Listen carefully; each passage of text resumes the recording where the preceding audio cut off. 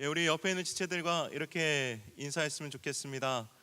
당신을 축복합니다. 이렇게 인사했으면 좋겠습니다. 당신을 사랑합니다. 우리 한 번만 더 고백할까요? 당신을 정말로 정말로 사랑합니다. 예, 오늘 설교의 제목이 귀를 기울이면입니다. 여러분 정말 하나님의 여러분을 사랑하시는 그 음성을 정말 듣게 되시기를 축복합니다. 또 여러분을 축복하시는 하나님의 그 마음이 여러분의 마음에 닿기를 축복합니다. 제가 헤이리에 갔더니 어떤 예쁘게 꾸며진 길이 있는데 그 길의 이름이 마음이 닿 길이었어요. 이름 정말 잘 짓죠. 예. 하나님께서도 저에게 그런 지혜를 주셨으면 좋겠는데 정말 하나님의 마음이 여러분에게 닿게 되는, 그리고 여러분의 마음이 하나님께 닿게 되는 그러한 길이 열리는 또 오늘 이 시간이 되길 축복합니다. 우리가 창세기 1장을 설교를 하고 또 우리가 공부를 하다 보면 반드시 하게 되는 질문이 있습니다. 여러분 어떤 질문일까요?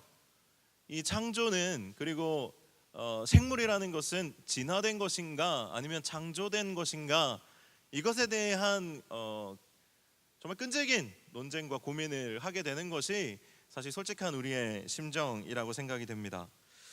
그런데 곰곰이 생각을 해보면 사실 진화와 창조는 원래부터 대립되는 개념은 아닌 거예요.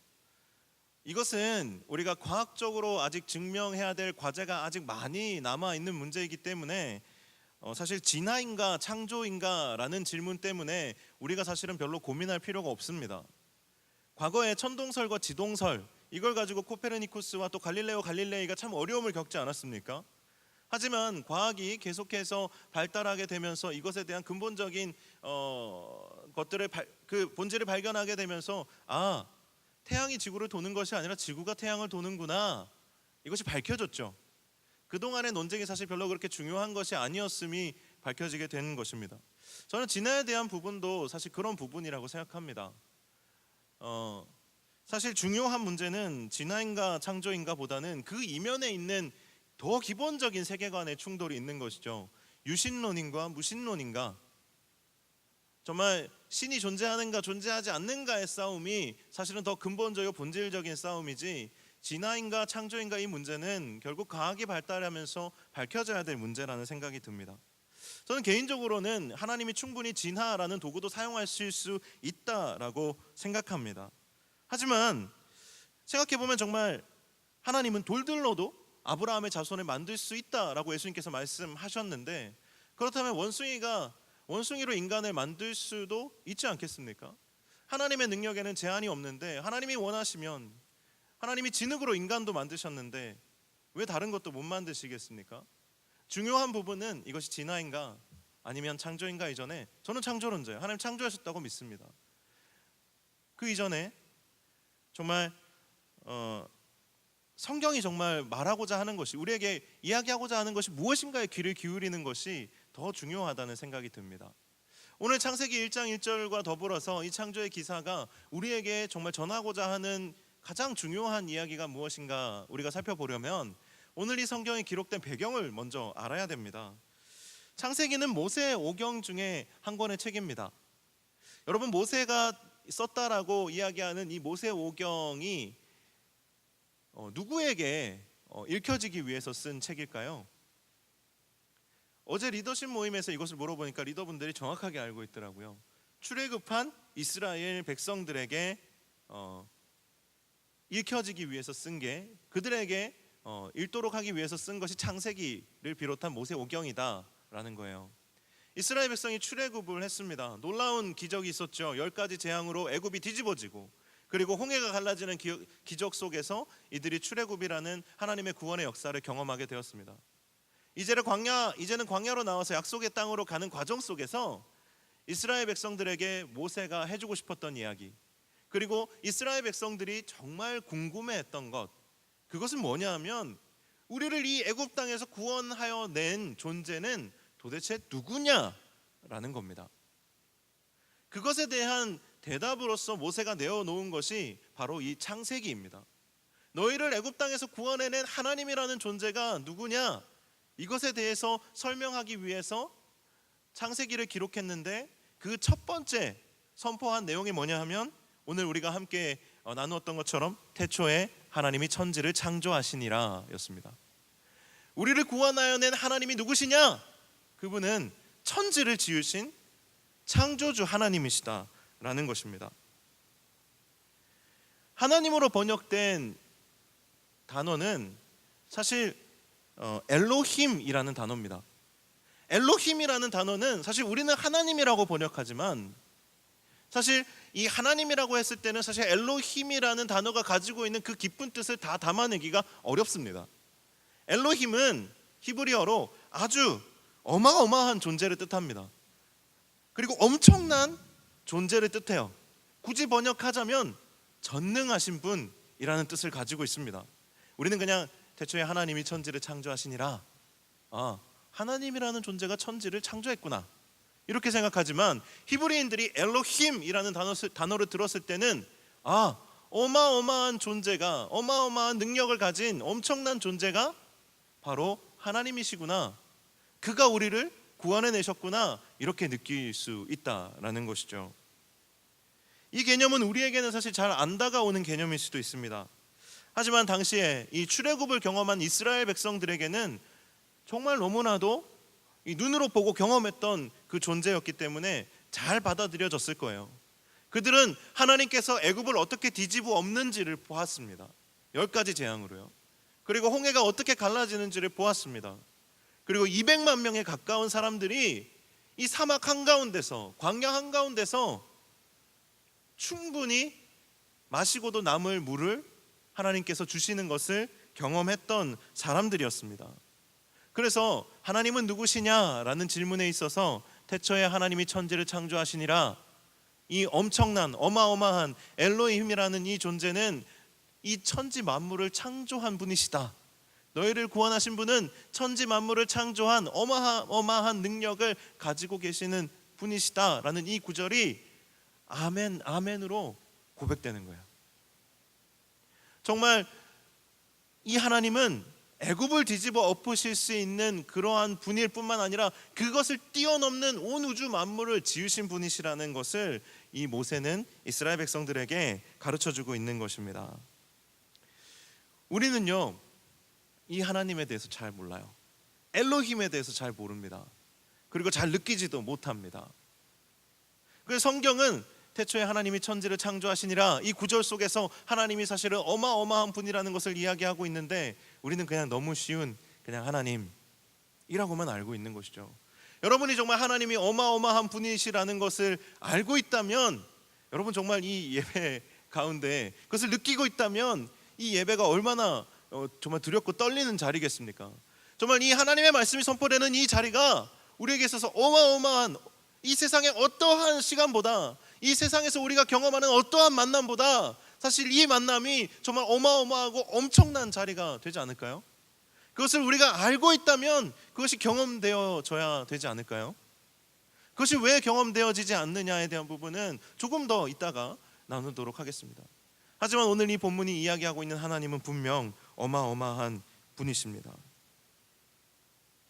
사실은 우리가 이것을 모르기 때문에 자꾸만 교만해지는 것이죠.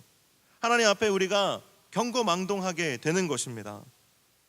본질적으로요, 우리는 하나님께서 지으신 존재입니다.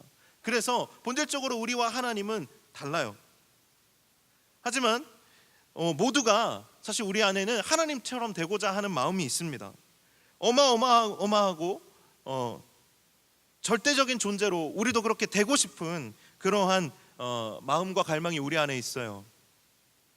그러나 우리는 철저하게 하나님의 전능함에 이르지 못합니다. 왜냐하면 오늘 이 첫 구절, 태초에 하나님이 천지를 창조하시니라는 이 구절 안에 이 태초 그리고 천지, 이 두 단어 안에 숨겨진 의미들이 있기 때문이에요. 뭐냐면 우리는 하나님께서 천지를 만드실 때 빛이 있으라, 가장 먼저 빛을 만들었다고 생각합니다. 하지만 이 모든 창조의 앞에는 전제가 달려 있어요. 태초에 하나님이 천지를 창조하시니라.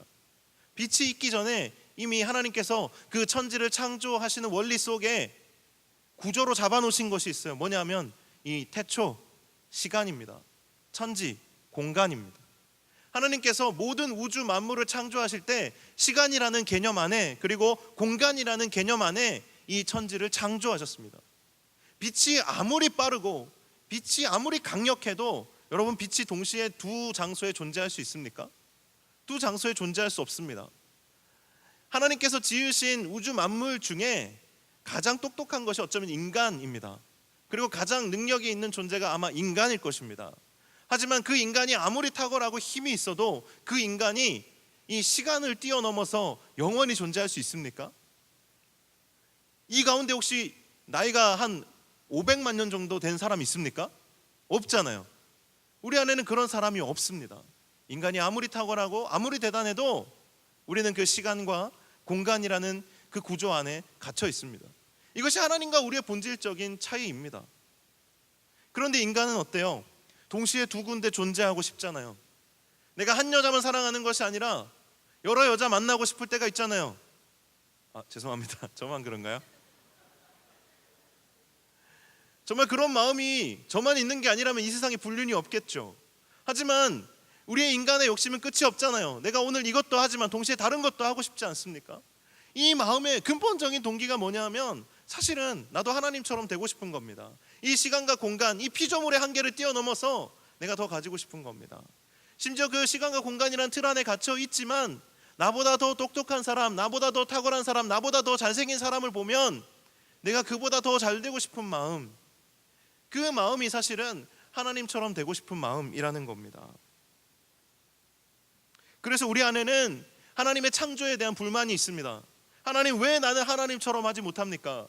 왜 나는 하나님처럼 하지 못합니까? 뿐만 아니라 왜 나는 다른 사람처럼 하지 못합니까? 하나님, 왜 나는 이 모양으로 지으셨습니까? 하나님, 우리 집안의 꼴은 왜 이 모양입니까? 하나님, 내 인생은 왜 이렇게 안 풀리는 것입니까? 왜 난 이것을 극복할 수 있는 능력이 없습니까? 그것에 대한 불만이 있었기 때문에 아담과 하와가 선악과를 따먹은 것 아니겠습니까? 하나님과 같이 되고 싶어서. 그래도 안 풀리기 때문에 가인이 아벨을 쳐 죽인 것 아니겠습니까? 내가 더 낫고 싶어서. 그래도 우리 안에 계속해서 부족하다라는 마음, 모자란다라는 마음, 불완전하다라는 마음 때문에 시기하고 질투하고 깎아내리는 일들이 우리 안에 생깁니다. 우리의 부족함이 하나님 앞에서 피조물로서의 겸손함으로 가야 하는데, 우리의 부족함이 오히려 우리를 더 채우고자 하는, 하나님과 같이 되고자 하는 그러한 욕심과 열망으로만 표출되고 있지는 않습니까? 피조물로서의 삶이 아니라 정말 하나님과 같이 되고자 하는 열망과 열심으로 분투하면서 살고 있는 것이 우리의 지금의 삶의 현 주소가 아니냐라는 것입니다. 우리는 하나님의 창조가 부족하다는 생각을 은연중에 많이 하고 있습니다. 하나님이 지으신 세계는 불완전하다라는 생각을 우리가 많이 할 때가 있습니다. 하지만 이 하나님의 엘로힘이라는 이 이름 안에는 하나님이라는 존재는 충만하신 분, 완전하신 분이라는 의미를 내포하고 있습니다. 하나님은 충만하신 분이에요. 천지를 지으실 때 대충 아무렇게나 짓지 않으셨다라는 겁니다. 하나님이 저를 모태에서부터 계획하실 때 여러분이 보실 때는 긴장도 하고 실수도 하고 배도 많이 나오고 이렇게 좀 부족한 모습으로 얼굴도 좀 크고 이렇게 지으셨는데, 여러분 그렇게 생각하실 수 있지만 하나님의 눈으로 봤을 때, 그리고 하나님의 계획 안에서는 나라는 존재가, 우리라는 존재가, 심지어 우리가 부족하고 연약하다고 생각하는 이 교회와 이 공동체라는 존재가 전혀 부족함으로 지어진 존재가 아니라는 사실이에요. 하나님은 그 전능하시고 완전하신 능력으로 분명히 이 세상을 아름답고 완전하게 창조하셨습니다. 그래서 하나님께서 이 땅을 보실 때에 이렇게 말씀하셨습니다. 보시기에 좋았더라. 이 세상을 지으시고 하나님께서 그 품평을 하시기를 보시기에 심히 좋았더라. 여러분, 그냥 제가 지나가다가 그림을 하나 보고 이 그림 진짜 좋네, 이거 진짜 누가 그렸는지 몰라도 이거 걸작입니다, 제가 이렇게 평가하면 그 그림이 걸작이 됩니까? 아니죠. 그런데 정말 우리나라에서 제일 잘 나가는, 내지는 세계에서 엄청나게 유명한 작가가 지나가다가 저 그림은 누구의 그림인가요? 너무 훌륭한 작품입니다, 이렇게 평가한다면 그 작품의 가치는 어떻게 될까요? 어마어마한 가치가 되겠죠. 그것을 그린 사람은 정말 새롭게 평가가 될 겁니다. 그런데 이 엘로힘이라는 어마어마한 분께서 이 세상을 창조하시고 그 창조하신 세상에 대해서 말씀하시기를 보시기에 좋았다라고 그랬어요. 그런데 그렇게 평가한 이 세상에 대해서 우리가 감히 좋지 않다라고 말할 수 있을까요? 부족하다, 불완전하다, 모자라다, 이렇게 우리가 쉽게 이야기할 수 있겠습니까? 하나님은 세상을 지을 때 7일 동안 천지를 창조하셨다라고 되어 있습니다. 명확히 엄밀히 얘기하면 6일 동안 세상을 만드셨죠. 그리고 하루 안식하시면서 총 7일 동안의 창조의 과정을 통해서 하나님께서 이 천지 만물을 지으셨다라고 창세기는 기록하고 있습니다. 여러분, 그런 질문 해보신 적 있으세요? 왜 7일인가? 이게 혹시 어떤 진화론에서 이야기하는, 내지는 어떤 과학에서 이야기하는 70억 년을 10억 년을 하루로 계산한 거 아닌가?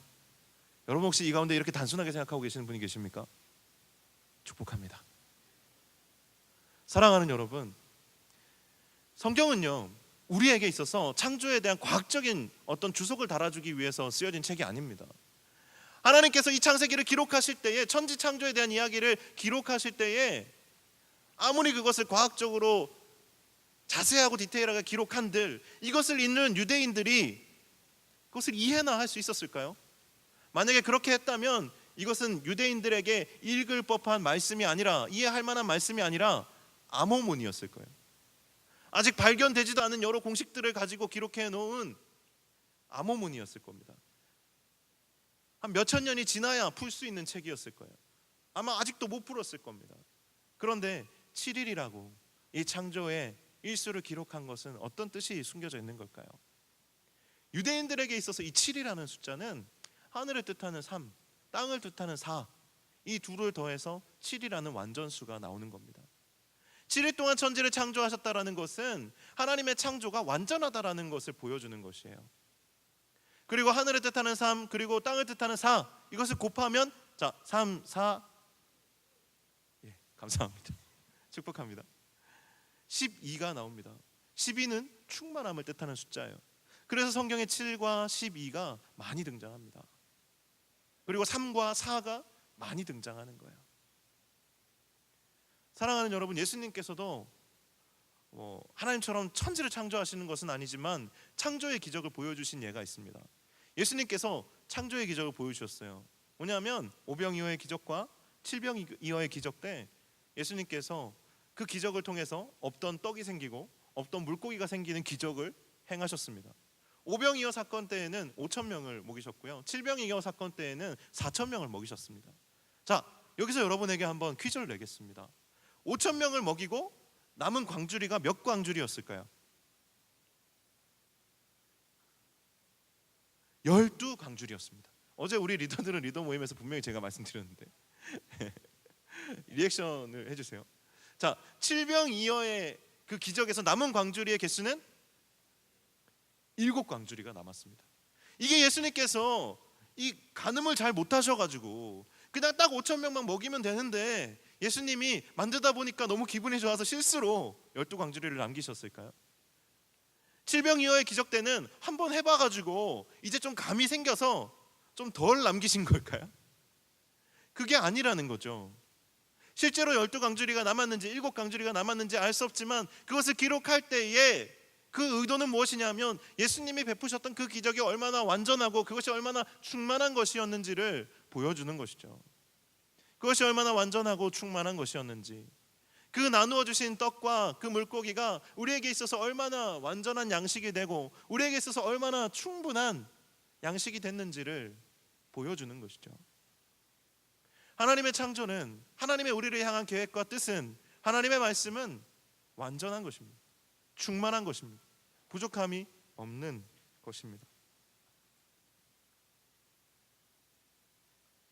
하나님의 창조의 목적이 있습니다. 그것은 에덴 동산 아시죠? 하나님께서 모든 만물을 지으시고 사람을 지으신 뒤에 그 사람을 에덴이라는 동산에 두셨습니다. 거기에 하나님의 이 세상을 향한 기대감이 들어있어요. 이런 세상이 되었으면 좋겠다. 하나님의 나라의 모형이 그 안에 들어있습니다. 에덴이라는 단어의 뜻은 기쁨이에요. 어떤 기쁨일까요? 사랑에서 오는 기쁨이에요. 하나님의 창조의 목적은 우리 안에 사랑으로 인한 기쁨, 만족과 기쁨이 넘치기를, 충만하기를 기대하는 마음이 있었던 것입니다.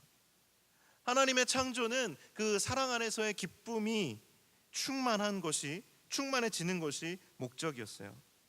그런데 오늘날 하나님의 창조에 부족함이 없다라고 분명히 성경은 이야기하고 있는데, 우리가 이 창조가 부족하다라고 느끼게 되는 이유는 사실 다른 데 있습니다. 하나님께서는 창조를 말씀으로 하셨어요. 이 창조의 근간은 하나님의 영감과 그 영감이 하나님의 입술을 통해서 다바르 말씀으로 선포되어진 그 사건에 있었다고요. 다른 어떤 재료를 사용하신 것이 아니에요. 하나님이 말씀하시니 그것이 실제로 존재하게 되었습니다. 그리고 온 우주 만물이 그냥 운행하게 되는 것이 아니라 하나님의 말씀으로 말미암아 그 하나님의 말씀대로 운행하게 된 것이에요. 그런데 하나님이 그토록 완전하게 지어주신 이 창조의 질서가 역창조의 과정이 일어납니다. 창조의 질서가 무너지게 되는 것이에요. 혼돈과 또 어둠과 공허, 이것으로부터 하나님께서는 질서를 창조하셨는데, 인간이 하나님의 말씀을 거역함으로부터 이 창조의 질서가 깨어지기 시작했죠. 파괴가 일어나기 시작했습니다. 사랑과 기쁨을 위하여 창조하였는데 그 사이에 다른 것들이, 그 충만함이 깨어지자 다른 것들이 들어오기 시작했습니다. 우리는 하나님께서 우리에게 주시고자 하시는 그 정말 사랑 안에서의 기쁨을 누릴 수 있는 자유, 이 자유에 대해서 사실 많은 부분 오해하고 있습니다. 우리는 우리 마음대로 즐기고 널브러질 수 있는 것을 자유라고 생각합니다. 내가 해야 되는 것을 안 해도 되는 것을 자유라고 생각해요. 그렇게 되면 자유롭다라고 생각합니다. 여러분, 근데 아무런 구속이 없는 자유가 주어졌을 때 여러분, 그것이 얼마나 공허한지 아십니까? 그것은 자유가 아니라 사실은 무질서이기 때문에 그래요. 우리에게 자유가 주어졌을 때 한번 여러분 생각해 보세요. 여러분, 정말 여러분에게 무한한 자유가 어느 날 갑자기 주어졌다. 그러면 여러분 안에 어떤 일이 일어나는지 아세요? 뭘 해야 되는지 모르겠는 현상이 일어납니다. 공허함이 몰려와요. 내가 뭘 해야 되지? 혼돈이 몰려옵니다. 그것이 진정한 자유가 아니기 때문에 그렇습니다. 하나님이 말씀하시는 자유는 어떤 거냐면요, 예를 들어서 제가 활을 쏜다고 합시다. 활을 쏠 때 내가 허탈하지 않으려면 관역이 있어야 돼요. 관역이 없는 화살, 목표가 없는 화살은 공허한 거예요. 그런데 관역이 있습니다. 그러면 그것을 내가 맞추고 싶어요. 그래서 그 활을 쏘아서 그 관역을 맞출 수 있는 것이 사실은 진정한 자유예요. 내가 그 관역을 맞출 능력이 없기 때문에 아무 데나 향해서 막 쏘아대는 화살은, 그것은 자유가 아니라 그냥 그저 무질서일 뿐인 의미 없는 행동일 뿐입니다. 우리의 인생이 그렇게 갈 때가 많다라는 거예요. 뚜렷한 목표가 없이, 뚜렷한 어떠한 의지나 계획이 없이 그저 그냥 아무 방향으로나 쏘아대는 화살 같은 인생이 우리 가운데 얼마나 많습니까? 그 삶이 정말 자유롭죠. 정말 자유롭습니다. 하나님과 상관없이 내 마음대로 살아가는 삶 정말 자유롭습니다. 그러면 그 삶에 여러분이 정말 깊은 만족이 있습니까? 없다라는 거죠. 하나님이 말씀으로 이 세상을 지으셨기 때문에 우리 가운데 그 말씀이 살아있을 때 우리의 삶이 살아나는 거예요. 우리 안에 회복이 일어나는 겁니다. 정말 내가 원하는 곳을 향하여 쏠 수 있어야 돼요. 여러분, 어떻게 쏘겠습니까? 말씀을 따라갈 때 제대로 맞출 수 있는 거예요. 말씀이 우리의 방향을 잡아주는 것입니다. 사랑하는 여러분, 엘로힘의 하나님은 말씀하시는 하나님이에요. 하나님의 말씀으로 천지를 창조하시고 이 세상에 운영 원리가 있다면 사실은 그 이면에 하나님의 말씀, 하나님의 진리가 면면히 흐르고 있습니다. 그 하나님은요, 우리의 죄악으로 인해서 더 이상 말씀하지 않는 분이 아니세요. 우리가 하나님의 음성을 별로 듣고 싶어 하지 않기 때문에, 우리가 순종하지 않기 때문에 우리가 듣지 못하는 것입니다. 성경을 찾아보면요, 너희의 불순종이 습관이라고 말하는 대목이 있습니다. 우리가 듣지 않으려고 하는 것이 우리의 습관이라는 거예요. 만약에 정말 하나님이 전지전능한 분이시고 정말 엘로힘의 하나님이 어마어마한 분이시라면 우리는 그 만남을 기대함과 설레임으로 이 자리에 와야 되는데, 여러분, 이 자리에 정말 제가 여러분을 불신하는 건지는 모르겠지만 진정으로 정말 그런 엘로힘의 하나님을 만나기 위해서 이 자리에 정말 기대하는 마음으로 와서 앉아 계시는 분이 여기에 몇 명이나 됩니까? 여기에 한번 자신 있게 한번 손들어 보시겠어요? 들지 마세요. 사랑하는 여러분, 실망하고 싶지 않아요. 사랑하는 여러분, 정말 그 어마어마한 하나님이시라면 우리가 만나는 것이 즐거워야 되지 않겠습니까? 기대함과 사모함이 되어야 되지 않겠습니까?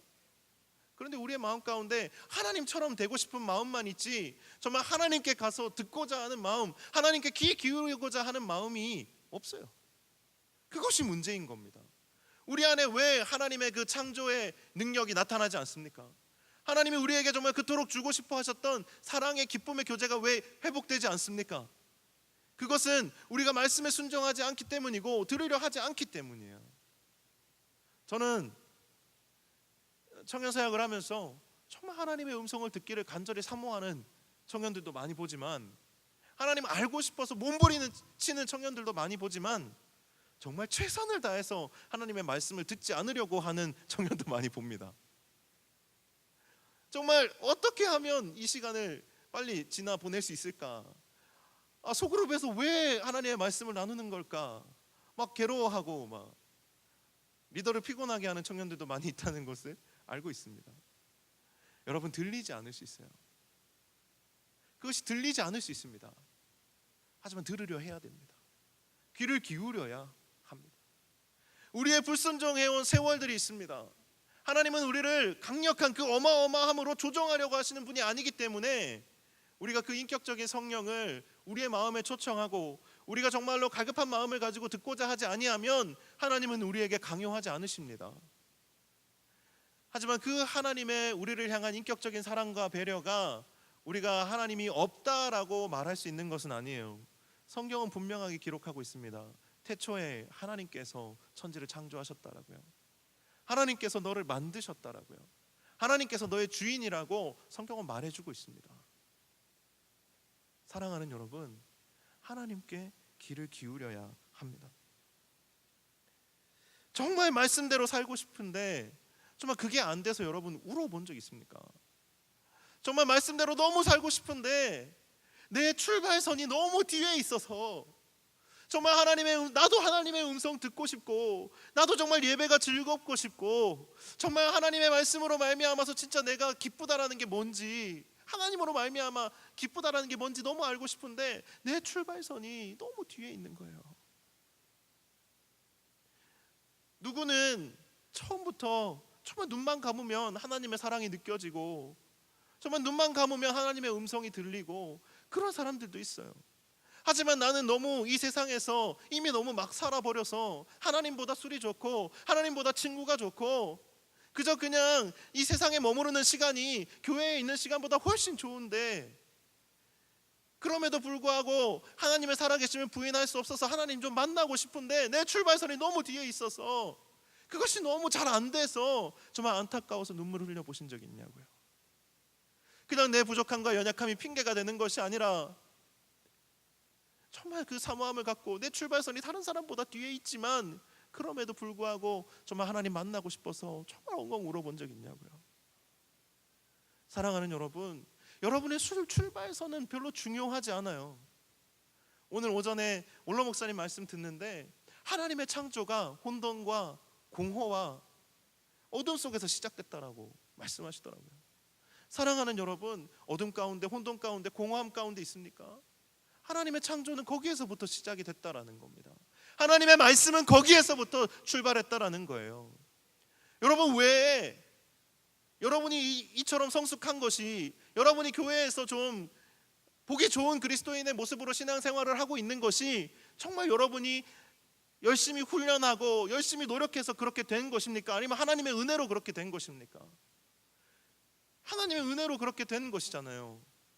저는요, 옛날부터 목사님 아들이냐는 이야기를 많이 들었어요. 처음부터 저는 목사님 아들처럼 생겼던 거예요. 저희 아버지는 집사님이신데 여기에 앉아있는 사람 중에 그런 사람 많잖아요. 처음부터 좀 하나님하고 만나는 것이 자연스러웠던 사람 많잖아요. 그런데 그 출발선이 그보다 더 뒤에서 출발한 사람이 많은데 여러분, 왜 그런 사람들의 아픔을 이해하지 못하십니까? 왜 그런 사람들을 부족하다라고 이야기하세요? 여러분, 그들 안에 하나님을 향한 갈망함이 더 많다라는 거 아십니까? 그들이 하나님을 사실은 더 많이 필요로 하고 있다라는 거 여러분 아세요? 우리에게는 정죄가 필요한 것이 아니라, 판단이 필요한 것이 아니라, 그들의 출발선을 보고 그들이 어디를 향해 달려가고 있는지를 봐야 된다는 거예요. 그들이 여러분보다 지금 못하게 보여도 그들 안에 하나님의 음성에 귀를 기울이고자 하는 갈망함이 있다면 그들이 정말 하나님의 나라에서는 더 존귀한 자들이 될 것입니다. 나중된 자가 먼저 되는 역사가 일어날 것입니다. 무엇으로요? 하나님을 향한 갈망함으로요. 나를 창조하신 분에 대한 신뢰와 그분의 음성을 듣고자 하는, 그분을 만나고자 하는 그 갈망으로 인해서 그렇게 될 거라는 거예요. 여러분, 정말 그렇게 되시길 축복합니다. 그래서 정말 우리 모두가 정말 하나님의 그 크심을 만나게 되는 역사가 있기를 소망합니다. 이 세상은요, 죄로 인해서 어그러져 있습니다.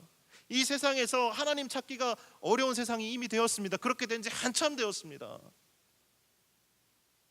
하지만 성경은 분명히 이야기합니다. 하나님 전능하신 분이라고요. 하나님 말씀하시는 분이시라고요. 하나님은 완전하시고 충만하신 분이시라고요. 우리가 무엇을 바라봐야 되겠습니까? 우리를 지으신 하나님을 바라보게 되시기 축복합니다. 저는 여러분의 출발선을 존중합니다. 여러분의 연약함을 인정합니다. 하지만 여러분, 변화되는 모습을 정말 보고 싶은 사람입니다. 제가 이런데 하나님은 어떻겠습니까? 하나님은 더 여러분의 변화를 보기를 원하십니다. 여러분이 하나님께로 나오기를 더 원하십니다.